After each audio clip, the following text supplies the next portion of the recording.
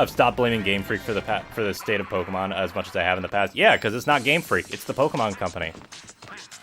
Ultimately, and alright, you know what? I'm going off on a fucking rant. I'm going on a rant. I've done this rant before, but I'm doing it again. Okay. Here's the deal.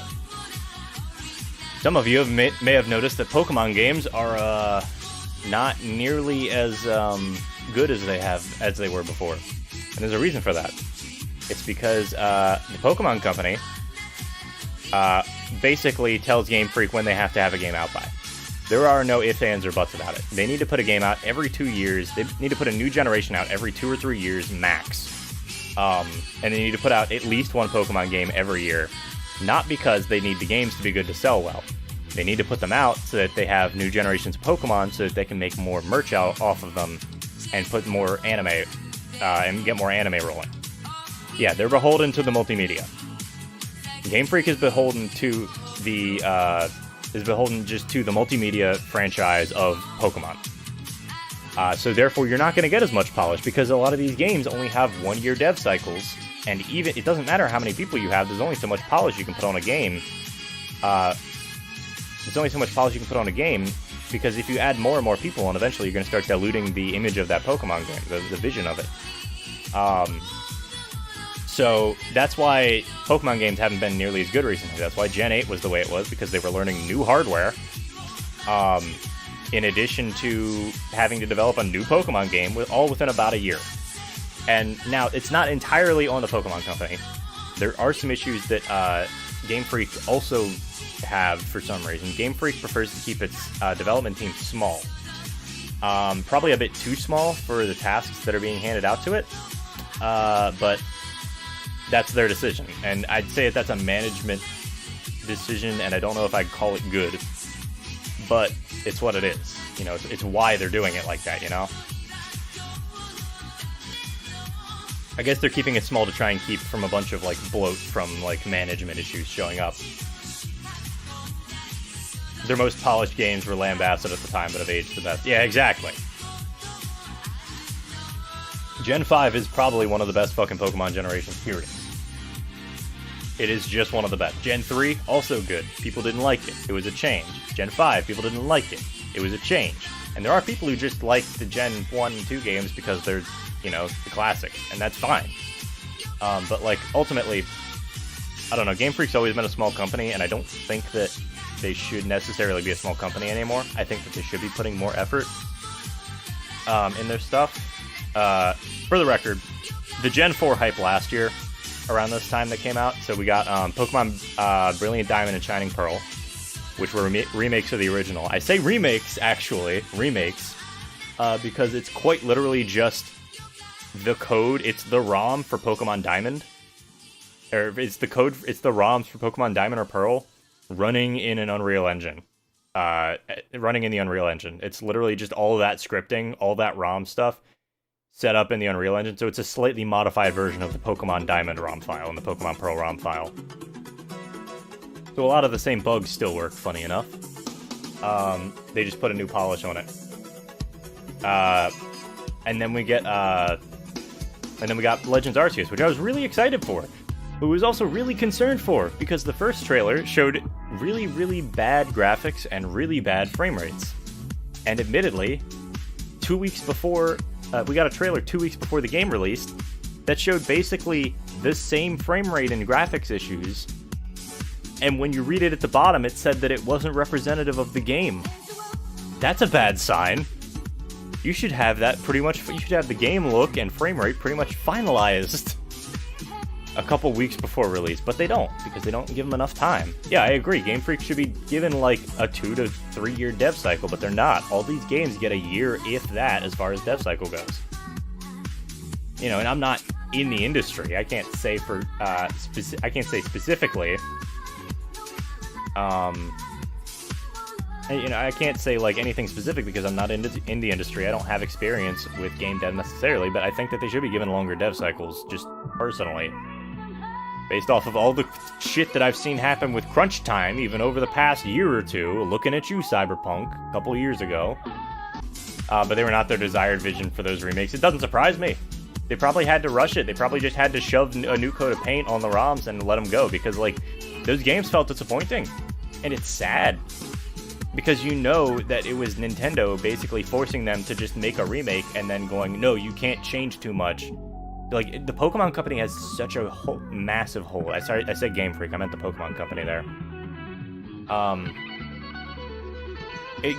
The Pokemon Company has such a massive hold on the media, and they can only do, like, Game Freak and other, like, people who are contracted out to do all these Pokemon games can only do so much. Because everybody in the Pokemon Company, all the censors and all the higher-ups are going to be, like, in their face about everything about the game. It's a shame. Publishers should not be that involved. And the Pokemon Company is basically just a publisher for them at this point. If you want to see another example of, like, really bad publisher mismanagement, there's I think it's about an hour-ish, it might be a little bit longer. There's a documentary that recently got released on Spyro Enter the Dragonfly, and how the game devs tried their best, and don't get me wrong, the company was kind of dysfunctional and the management was pretty crap, but also Vivendi Games, the publishers, for Enter the Dragonfly, were basically telling them every step of the way, no, that's not Spyro, without really explaining what it is. The reason that game is so crap is because there's so much cut content. There's a bunch of issues, but it was like communication issues, cut content, the publisher just saying no on a bunch of shit, and then dysfunctional management within the company. You know, it's crazy. That's why I never pre-order anymore. Sometimes wait years before I play a game. Yeah, same. I very seldom pick up brand new games. Bayonetta 3 might be the first game that I've picked up on release since the Pokemon games last year. I really don't pre-order things anymore. I've technically pre-ordered Bayonetta 3, and the reason that I pre-ordered it was because I knew I was going to play it, even if I didn't like it, if I'm being honest. Unless I know I'm going to play something, I won't pre-order it. They were originally going to end up doing something closer to what Arceus ended up being, but they were told no. Then they miraculously got Arceus. Weird, huh? Thinking about it, you know, that makes sense. It's almost like when Inferno Plus made Mario Battle Royale, and then that project got DMCA'd and shut down. Or rather, they've tossed a cease and desist at him, not necessarily DMCA. But they tossed a cease and desist at him. And then immediately after that, we got, for Mario's 35th anniversary, we got Mario 35, which is basically the same fucking game. Wild how that works, huh? People do love copying ideas. Big Red Button was like 75% done with Sonic Boom when they showed it to Sega, and they said, no, redo it, and this time we'll be tightly supervising. They did not adjust the deadline. Yeah, it's almost always publishers being fucking assholes, man. It's publishers and management and deadlines and people who don't give a shit about the creative energy that needs to go into a game. They don't care about the creative vision. They just want something that is going to sell, and they know it's going to sell because X or Y. But then if the game ends up being crap anyway, it's not going to sell. Look at what happens every time a game gets rushed for the holidays. Sonic 06, E.T., Cyberpunk. All of those games were so shit because they were released for the holidays and not given the time that they needed to be creatively developed and technically developed, and they weren't given the creative vision that they needed. They got fucking lambasted, laughed out of the fucking industry, and caused a whole bunch of issues. Hell, E.T. caused the fucking video game crash. Not explicitly, but it was the straw that broke the camel's back. Yeah, Sonic Boom as well. Hell, if that Sonic Boom game had done well, I can guarantee you that people would be in a whole different era of Sonic games right now. Instead of Sega being so like intent on just reliving Sonic, instead of Sega being so intent on reliving Sonic's retro times and like all the best stuff that he had, that we would have had stuff like Sonic Boom games coming out. We would have had stuff like Frontiers coming out 5 years ago, 6 years ago. Frontiers looks bad. You know, I've actually heard people like it. And I don't know if that's because it's a mediocre Sonic game and we haven't even gotten a mediocre Sonic game in a very long time, because even Forces was just like 4 hours of crap. Or I don't know what's happening. But the fact that I'm not hearing Sonic fans like blow up about this because it's a horrible game and they're frustrated means something to me. And it's a little sad because that means that Sonic fans have basically just been waiting all this time for a game that doesn't suck ass, and not even one that's good. One thing they said was, "That's not Sonic, he must die instantly upon touching water." This made them have to cut an entire segment of the game where Sonic has to dodge and weave obstacles in a fast river. Yeah, this is in reference to Sonic Boom, but yeah. It's just exhausting, man. Like, I don't know what to do. What's been happening in the game industry lately has been, we've been seeing a massive... Video games have become popular. And as such, video games have become profitable because capitalism. And because video games have become profitable, we've had game companies go from having game development creative-minded people at their head to having businessmen, business majors, very business-minded people, money-minded people at their head. And that's bad for a couple of reasons. But the primary one being that a lot of these business people just see video games as an avenue to make money, not as a creative endeavor. And so a lot of these bigger AAA companies just straight up will put out games. They'll just put out the same game. They'll put out the same game year after year, or they'll put out half-baked games that are like almost unfinished, or almost not like able to be finished. They'll put out half-baked nonsense in the hopes that they're going to make money off it. And they do make a profit off it because AAA games, you know, a lot of people are just hypnotized into saying that, like, yeah, AAA games are good. I'm going to buy them. I'm going to buy the newest Call of Duty. I'm going to buy this or that. I'm going to buy this live service game that's not completely finished. Looking at you, Halo Infinite. Which just got all of the stuff that they said they were going to promise at launch.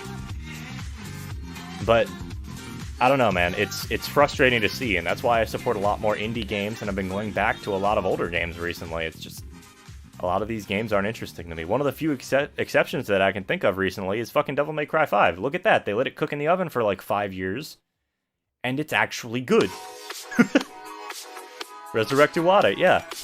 Iwata was a great president for the company. Yeah, sure, it wasn't the most profitable years, but I'd argue that a lot of the nostalgia for Nintendo, at least from people my age, obviously there's a bunch of stuff that people are like nostalgic about with Nintendo games, but like a lot of the best stuff that Nintendo did was on the GameCube. A lot of the most creative stuff and the most technically impressive stuff for the time period was on the GameCube. They did a lot with the hardware that they had, even though it was not very good commercially. Nintendo tends to let their non-Pokemon games fully bake. Typically, yeah. I will say Nintendo's a little bit better than most bigger companies about that. And that's part of why people have so much nostalgia for their games, is because they're just good. They let them do their own thing, creatively. They go through the whole process, and it takes forever, yeah. Sure, you're losing money in dev time, but then those games end up being very popular.